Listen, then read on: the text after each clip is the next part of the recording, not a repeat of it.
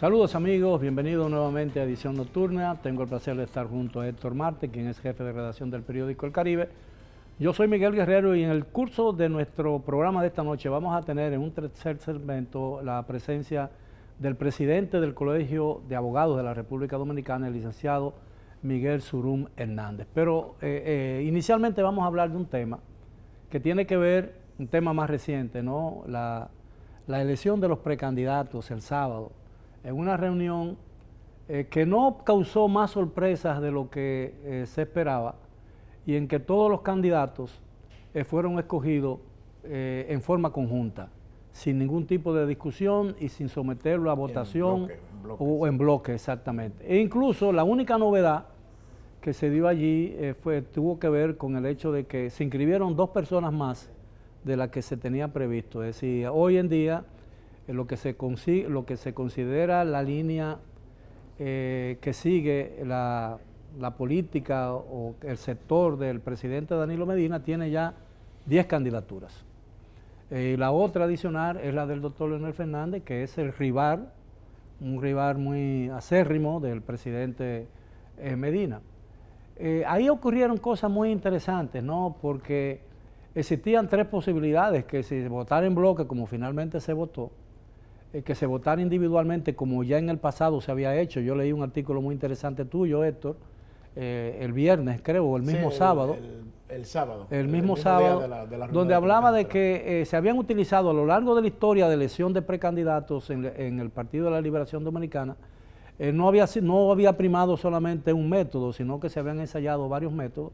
Y por eso mucha gente, yo entre ellos, no descartábamos la posibilidad de que pudiera darse ese caso, ¿no? Que se escogiera uno por uno para ver, más que ninguna otra cosa, el nivel de apoyo que cada uno de esos dirigentes del PLD tienen en el Comité Central, que es el órgano ejecutivo más importante, deliberativo más importante del Partido de la Liberación Dominicana. Lo que se discute... Se llegó a plantear en la reunión del Comité Central, sí, claro. Ramón Ventura Camejo, miembro del Comité Político, planteó que la votación se hiciera individual. Hay mucha gente que cree, que no conoce los estatutos del Partido de la Liberación Dominicana, cree que el Comité Político es el órgano más importante del partido. No, es el órgano ejecutivo más importante, pero el órgano deliberativo, el que toma las decisiones de política del partido, es el Comité Central, que lo integra más de 600 personas. El Comité Político es un buró, un poliburó que apenas integran 35 personas, 33 personas ahora, porque hay uno en licencia por razones de edad y hay otro que no ha sido sustituido, que es el señor, fue el señor Juan de los Santos, que fue asesinado vilmente y en una situación muy penosa hace ya 2 años, ¿no? Sí. El Comité Político se supone que tiene que tratar el día a día. Día a día, exactamente.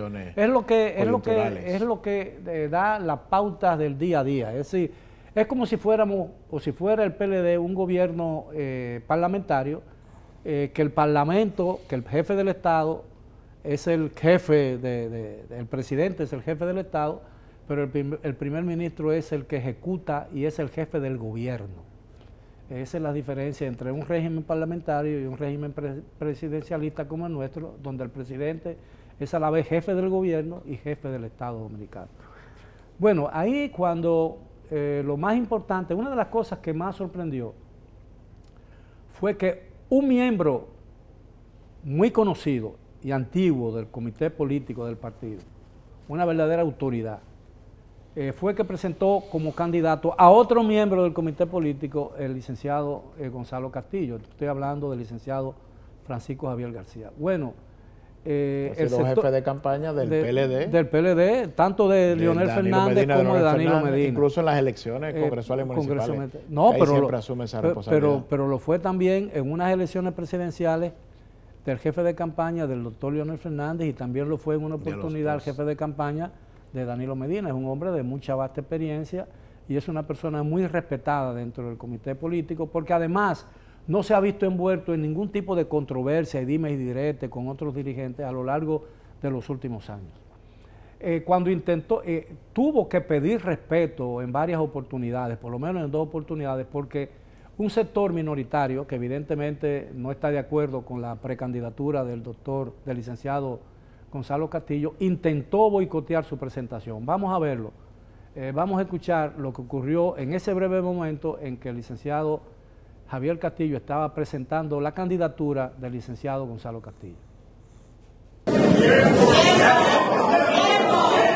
Compañeros, si por favor me dejan presentar.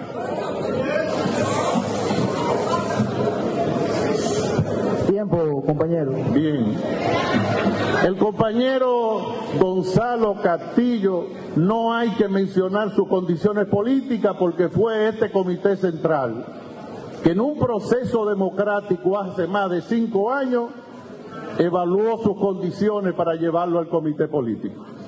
No hay que dar a conocer lo que tiene que ver con sus condiciones en la administración pública, porque durante el tiempo que ha estado desempeñando su función, lo único que ha hecho es recibir un reconocimiento por parte de la sociedad. Pero resulta, y pido un poquito de respeto si es posible, pero resulta. Bien, como pudieron ver, apreciar, hubo un intento de boicotear la presentación, ¿no? Cosa que no se dio con ninguno de los otros precandidatos. Y todo el mundo sabe de dónde vino eso, ¿no? Era el sector minoritario que ve en la candidatura o la precandidatura del licenciado Gonzalo Castillo la única o una de las que tiene más posibilidades de conquistar la candidatura presidencial el 6 de octubre. Siempre es importante ver quién presenta a quién. Claro. En este caso, Francisco Javier García, avalado por ese protagonismo que ha tenido en los últimos procesos, jefe de campaña de Danilo, de Leonel, es miembro de la OTAN, un organismo que no existe estatutariamente, pero que el que le da seguimiento a los asuntos del PLD sabe que es en la práctica un organismo muy poderoso. La fuerza dentro del PLD. Y fíjate que otro miembro de la OTAN, Monchi Fadul, miembro del comité político, presentó la precandidatura de Reinaldo Pared Pérez. Solo 3 aspirantes, solo 3 precandidatos fueron presentados por miembros del CP, Gonzalo Castillo, Reinaldo Pared Pérez y el presidente Fernández, que fue presentado por Radamés Para Jiménez. Aquella gente que, cansada de escuchar siglas, a veces no sabe identificarlas, OTAN es el nombre en español de la Organización del Tratado del Atlántico Norte, que es el organismo militar de todas las naciones europeas, Estados Unidos, Canadá y Australia, que se ha organizado o se organizó en la Guerra Fría para contener el avance del sistema soviético europeo. Sigue siendo el aparato militar más poderoso del mundo, porque ahí están las Fuerzas Armadas de España, de Francia, de Inglaterra, de Estados Unidos, de Australia, de Canadá y de todos los otros países que forman parte de la Unión Europea. Ese es el OTAN de verdad. El OTAN del PLD es un organismo, lo digo entre comillas, pero contrario al comité político, se reúne religiosamente todas las semanas. Eso es un grupo selecto de dirigentes en diferentes lugares de la Liberación Dominicana, pero no manca, siempre se reúne. Hay 7 u 8 dirigentes. Como una logia, ¿no? Que son fijos, aunque coyunturalmente entran otros. Siempre son miembros del comité político. O sea, es un grupo muy selecto realmente. Mira, yo creo que el PLD superó. Para mí lo más notable fue la intervención del presidente de la República. No estaba previsto que el presidente hablara.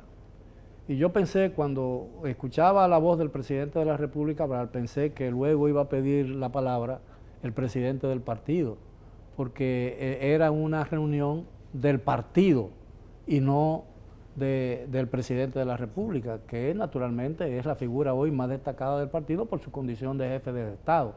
Y además porque sin lugar a dudas es el líder más importante hoy en día, controla el mayor número de organismos dentro de la organización y tiene el mayor número de seguidores que otro líder alguno tenga en el PLD.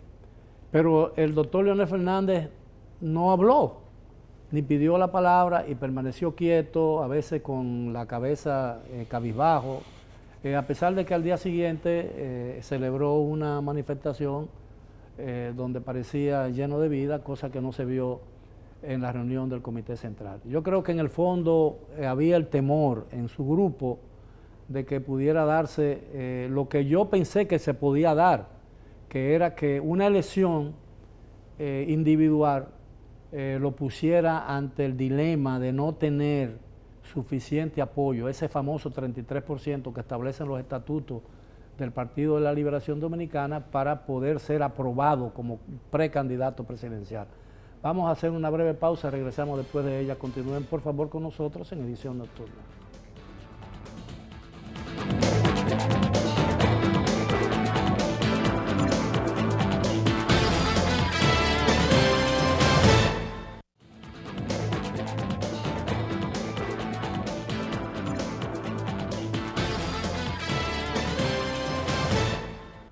Bien, estamos de vuelta en Edición Nocturna. Bueno, hay otro elemento por decidir todavía a nivel de las más altas instancias del Partido de la Liberación Dominicana y que puede ser decisivo para el futuro de la unidad del partido, ¿no? Porque se habla de un acuerdo que tiene que ser religiosamente observado por el presidente y tiene que ver con la elección de un nuevo presidente de la Cámara de Diputados para el último periodo legislativo, no el penúltimo del legislativo o el último año legislativo del actual mandato constitucional. Es un acuerdo que se suscribió para zanjar las diferencias que existían en el 2015, ¿no?, en el partido, y que dio a cada sector, el del presidente Medina primero, el del presidente Fernández después, ahora el del presidente Medina, y le tocaría otro del señor Fernández en esta última etapa del mandato, que es el diputado Demóstenes Martínez, que es un excelente diputado, un hombre muy tranquilo, es un hombre muy ecuánime, que tiene una buena hoja de servicio en el Congreso. Muy decente, muy sereno. Pero la política es la política, ¿no? Y hay quienes dicen que el presidente Medina está obligado a aceptar esa parte del acuerdo, porque ese acuerdo establecía que era fundamental para la unidad y la armonía del partido. Y yo me pregunto, ¿dónde quedó en la discusión sobre la reforma esa unidad y esa armonía en el partido? Es una ficción pensar que existe unidad y que existe armonía en el Partido de la Liberación Dominicana.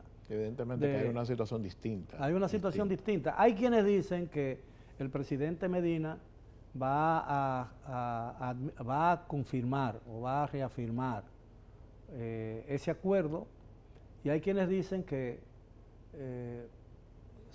su gente propone en cambio que se deje a la matrícula PLDista del Congreso, de la Cámara de Diputados, decidir quién va a ser el presidente de la Cámara en sustitución de Radamés Camacho, que tiene que entregar el cargo o la presidencia de la Cámara el 16 de agosto. Ese acuerdo... Eso es este viernes. Sí, es el viernes. Ese acuerdo, cuando se hizo inicialmente, se habló de las dos cámaras, de Senado y Cámara de Diputados. La diferencia es que en el caso de la Cámara de Diputados sí se le puso nombre a cada año. Se designó desde el mismo 2015 a Yomaira Medina para el primer año, a Rubén Maldonado para el segundo, a Radamés Camacho para el tercero y a Demóstenes Martínez para el cuarto. En el caso del Senado, se anunció, recuerdo perfectamente esa rueda de prensa del Comité Político, que posteriormente se dirían los nombres. Sin embargo, se quedó Reinaldo Párez Pérez. Bueno, porque es el secretario general. No se cumplió en la parte del Senado. Sí. Quizá mucha gente no se acuerda de eso, pero no se cumplió. Bueno, pero eso puede ser un buen alegato para que no se cumpla la última parte de lo que tiene que ver con la Cámara de Diputados. Ahora, ¿no?, hay una señal de que parece, hasta el momento, no hay algo concreto que diga que se va a cumplir. ¿Por qué? Porque en los años anteriores se hizo una reunión del Comité Político días antes del 16 de agosto. Tanto para en el reconfirmar caso de Yomaira, como el caso de Camacho, como el caso de Maldonado. Se hizo una reunión a finales de julio. Estamos hablando de que ahora faltan 4 días y no se ha reunido el Comité Político. Claro. Bueno, el Comité Político ha dejado de reunirse con la regularidad que siempre lo hacía, y eso creo que es una responsabilidad del presidente del partido, que es el doctor Leonel Fernández. Bueno, ha sido todo por hoy en nuestros segmentos de comentarios. Vamos a hacer una nueva pausa y con ella vendremos en compañía de nuestro distinguido invitado, el presidente del Colegio de Abogados de la República Dominicana, el licenciado Miguel Surún Hernández. Siga con nosotros, regresamos después de la pausa.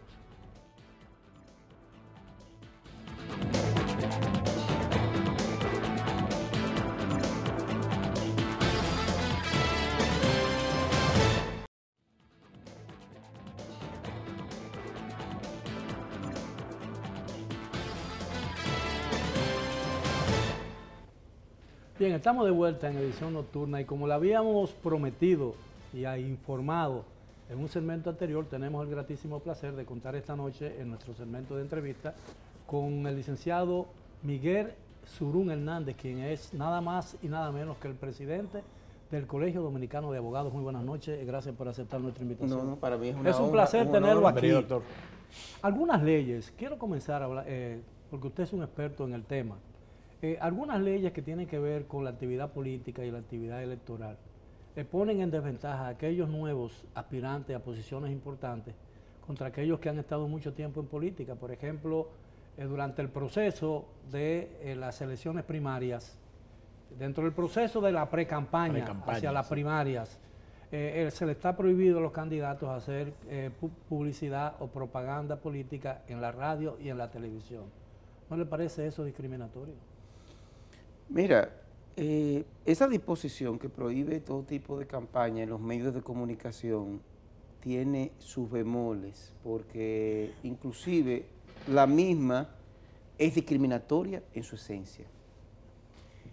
Y quiero abordarla de esa perspectiva porque esa disposición tiene ribetes de inconstitucionalidad precisamente porque hace diferenciación entre los medios de comunicación tradicionales, a quienes se les prohíbe recibir todo tipo de campaña política durante el periodo de la campaña interna de los partidos políticos con fines a pre-campaña, a elecciones que por primarias. Primera vez en una ley se menciona, Exactamente, se utiliza el término de pre-campaña. Para ser más específico, durante la pre-campaña, respecto a la prohibición en los medios de comunicación de tercera generación, es decir, los medios de comunicación que muchas veces llegan mucho más que los medios tradicionales. Los digitales, por ejemplo. Me refiero a los digitales, me refiero a las redes sociales, me refiero específicamente a Twitter, Facebook, Instagram y todos esos medios que en este momento tienen una extraordinaria ventaja de competitividad y de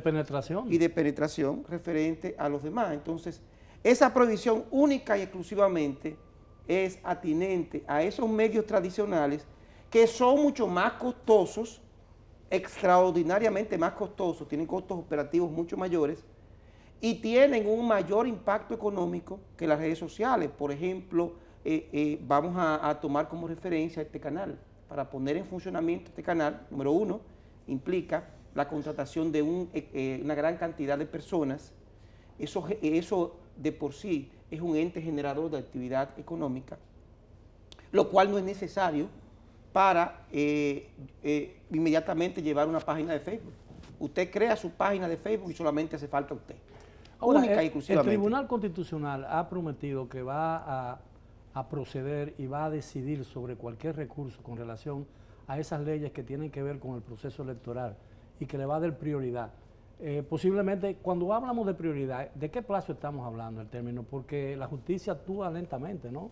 En el caso del Tribunal Constitucional, las decisiones han salido con cierta celeridad precisamente, y eso hay que reconocerlo. Para no entorpecer el proceso. Exactamente. ¿No? Ellos han hecho un esfuerzo loable, independientemente del fondo de algunas decisiones, que el 90% nosotros la apoyamos. Hay algunas que tenemos criterios distintos, pero las respetamos, porque evidentemente ha sido un aporte importantísimo esa jurisprudencia emanada de parte del Tribunal Constitucional. Ahora, quiero volver a la pregunta que tú hiciste inicialmente referente a la, digamos, ventaja que tiene un candidato nuevo que entra ahora respecto a aquellos que tienen una larga tradición en la política y que por vía de consecuencia son muy conocidos, lo que es igual no es ventaja. Aquel que aspira a un cargo público sabe que tiene que iniciar sus trabajos 2 y 3 años y darse a conocer. Y la ley previó precisamente esa posibilidad, y es por eso que se establece ese tipo de limitación, que reitero, esa limitación probablemente sea revocada por una sentencia del Tribunal Constitucional.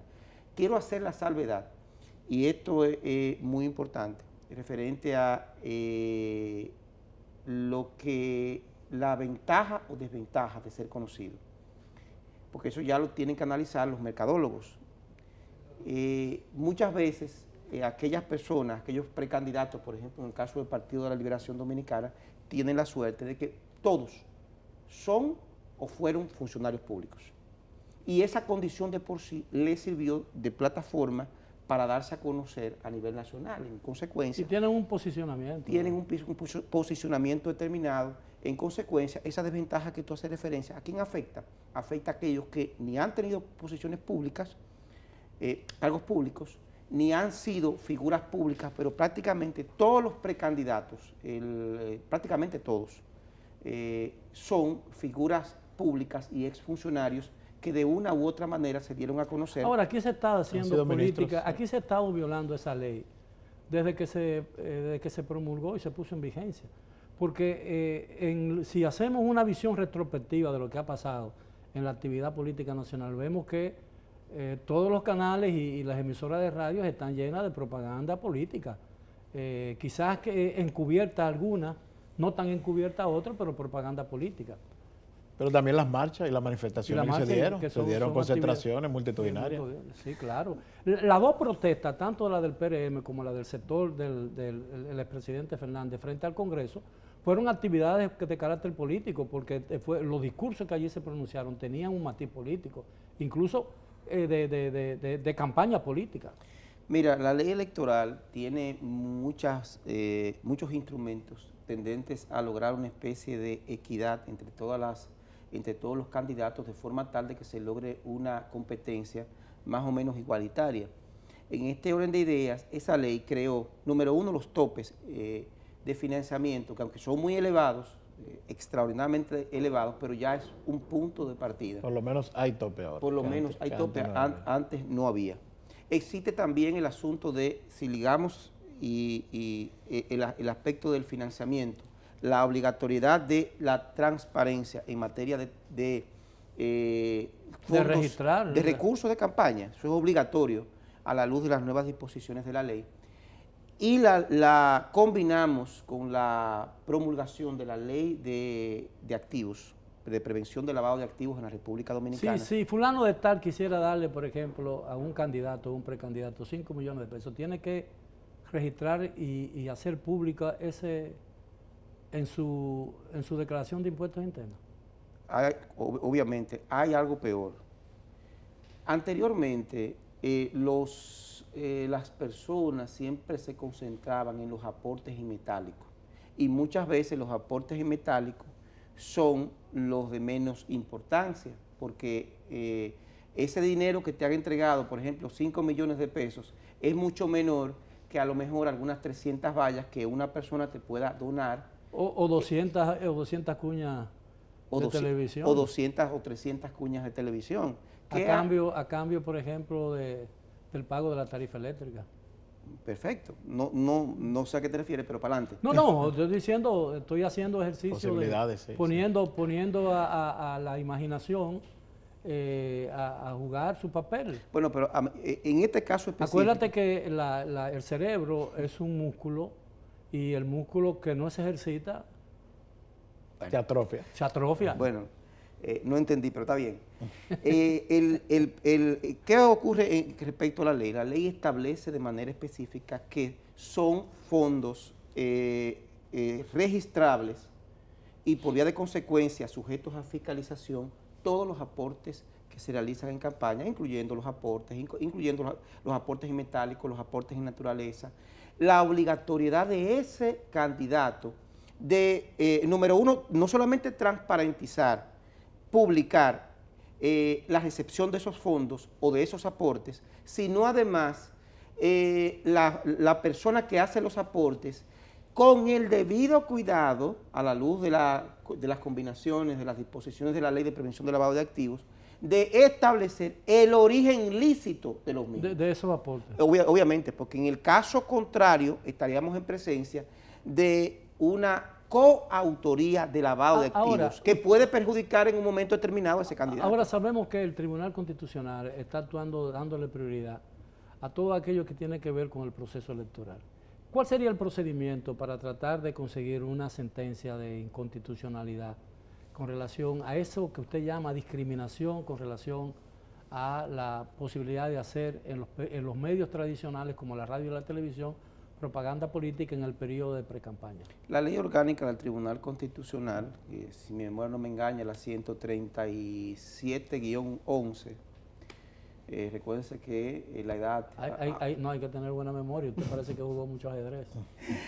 De manera clara y precisa prevé las vías de derecho para que una norma pueda ser declarada inconstitucional por la vía directa. Existen dos vías. La vía directa, que es mediante una acción directa en constitucionalidad, mediante un apoderamiento al Tribunal Constitucional, estableciendo primero la norma impugnada y el causal por el cual se entiende que esa norma es nula de pleno derecho por contravenir las disposiciones de la Constitución. La otra vía... Y lesionar derecho de terceros. El principio de igualdad, ¿no? Exactamente. La otra forma es por la vía alterna, como consecuencia de una acción principal que nada tiene que ver con la Constitución y que a la luz de ese litigio se alega que una disposición que puede tener efecto en el resultado final de ese proceso es inconstitucional.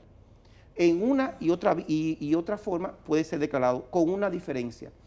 Cuando una ley es declarada inconstitucional por la vía difusa, que es por la vía con motivo de un proceso, que fue la última que describí, no es erga omnes.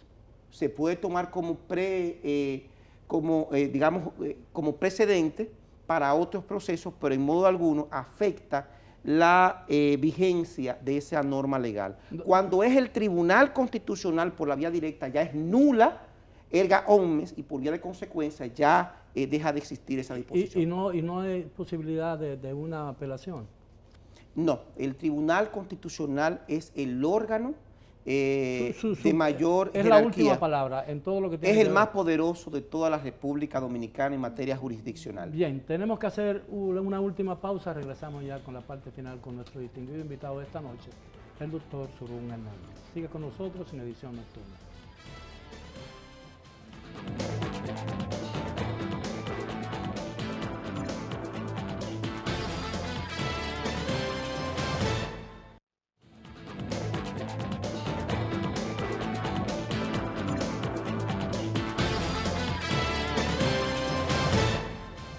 Bien, estamos ya en la parte final del tema de esta noche. Estamos conversando con el doctor Surún Hernández, quien es presidente del Colegio de Abogados de la República Dominicana. Y hay un tema que ha sido muy debatido, muy barajado en estos días, que tiene que ver con la posibilidad de que el Congreso de la República someta un proyecto de reforma de la Constitución que tendría varios propósitos. Uno de ellos, quizás el no más importante, pero muy importante, que tiene que ver con la reunificación de las elecciones, para evitar que las elecciones municipales se celebren apenas 3 meses antes de las elecciones presidenciales y las elecciones del Congreso, lo cual podría provocar una situación caótica en el caso hipotético de que haya muchas impugnaciones, como siempre ocurre aquí tras unas elecciones. Otro punto importante de esa reforma sería la habilitación del presidente de la República con vista al año 2024. Mira, uno quizás de mis grandes cuestionantes referente a algunos intelectuales, muy especialmente aquellos que se autodefinen como progresistas, es su miopía. O sea, ¿cómo es posible que en un momento como este, donde existe el ambiente necesario para aprobar por la vía constitucional verdaderos cambios a largo plazo en nuestro estamento jurídico más importante, no se aproveche? O sea, ¿por qué no se negociaron, por ejemplo, la modificación profunda del Consejo Nacional de la Magistratura, de forma tal de que se incluya una entidad, y perdónenme, porque soy parte interesada del Colegio de Abogados de la República Dominicana, que nosotros agrupamos a todos. ¿Y se elimina el Procurador General de la República? No, yo no parto de la premisa de que se elimine a nadie. Yo parto de que se nos incluya. Bueno, pero aparentemente en la comunidad política nacional existe coincidencia con relación a ese punto. Bueno, pero mi opinión particular que se nos incluye. La independencia del Contralor General de la República en cuanto a su nombramiento, que eso es fundamental, porque eso pondría no solamente el nombramiento, sino nombramiento por un periodo determinado, es decir... Que trasciende un mandato constitucional. Exactamente. Nombramiento e inamovilidad de ese funcionario, el Contralor General de la República, que es quien audita internamente las cuentas del Estado, los recursos de un fiscal independiente anticorrupción. Perdón, no. Nosotros habíamos partido de algo mucho más lejos. Nosotros partimos de la premisa de que esta situación debíamos aprovechar por esos intelectuales que se autodenominan, repito, progresistas. Por ejemplo, ¿cuántos años nosotros estamos pidiendo? Un procurador general con un nombramiento que no dependa directamente del presidente de la República. Podríamos establecer el mismo mecanismo. Que ahí sí probablemente tenga sentido que pertenezca al Consejo de la Magistratura. Exactamente, pero inamovible. Porque no sería un incondicional del presidente. Son dos temas. Procuraduría General de la República, cuyo jefe máximo se ha nombrado mediante un procedimiento parecido al que es utilizado para nombrar el defensor del pueblo, poniendo un ejemplo, o por el mismo Consejo Nacional de la Magistratura, y lo mismo con el Contralor General de la República, exactamente igual, por un periodo determinado. Eso nos colocaría 20.000 millones de años luz hacia el futuro, pero no. Para esas clases de intelectuales pesó más el momento de ahora, la posibilidad de la miopía, la posibilidad de reelección de Danilo Medina, que no le ha hecho daño a nadie y que no es pecaminosa, porque, y esto es una opinión muy personal, no a nombre institucional, muy personal.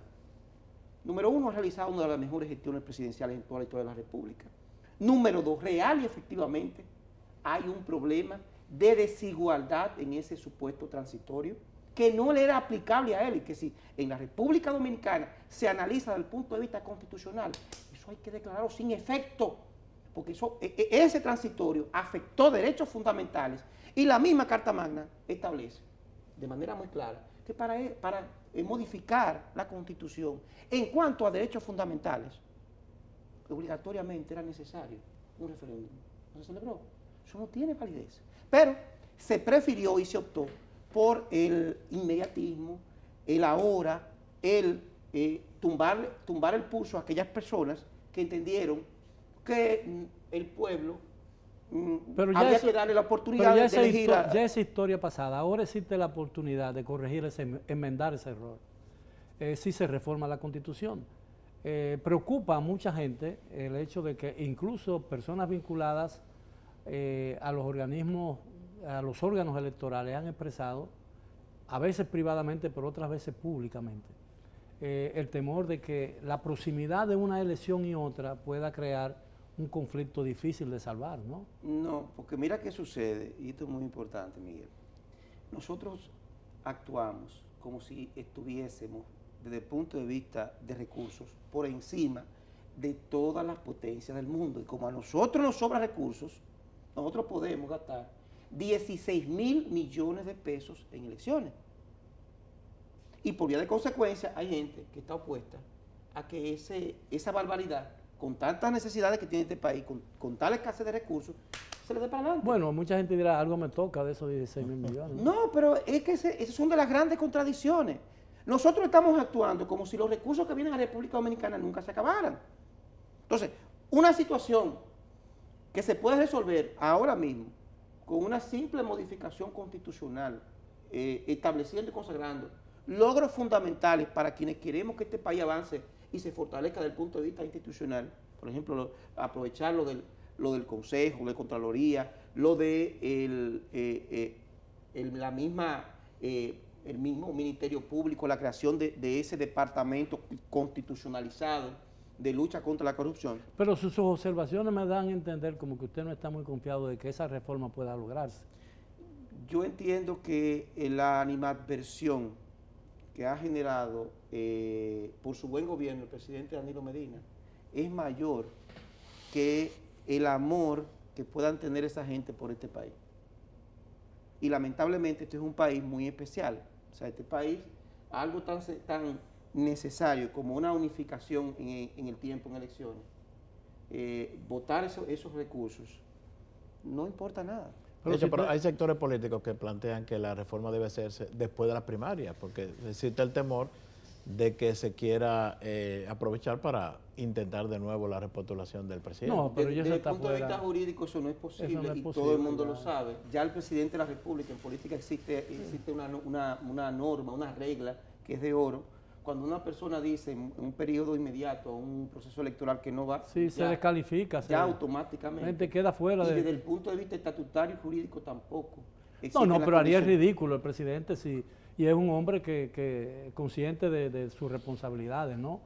Y eso se ha quedado demostrado a lo largo de sus casi 7 años de gobierno. Recuerda que el presidente de la República fue él mismo que, a pesar de contar con todos los votos para modificar la Constitución, renunció a ello.